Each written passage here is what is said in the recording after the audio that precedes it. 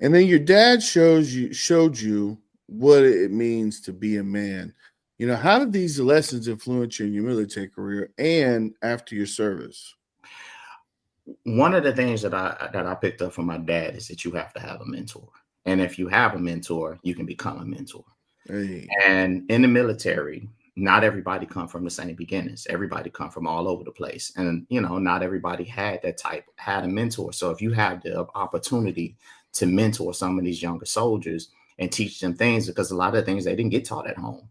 A lot of these guys came in when they were 18 years old. They haven't really experienced life. They didn't know how to, like, simple stuff. Like, they didn't know how to buy a car. They didn't know how to get a credit card. You know how it is. These guys was coming out here and going over out in Fort Bragg to a lot of those places and getting a loan for 32% interest and rolling Mm. out with $500 payment for a beater, and we had to teach these guys, listen, that's don't do that. We had to teach. So a lot of time, growing up with my dad, he always had this kind of way of turning everything into a lesson.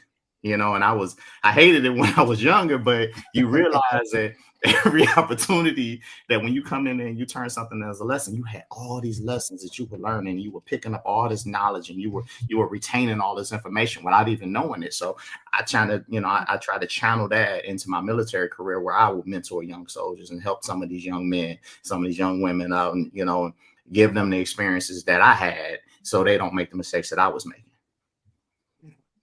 That's awesome, man.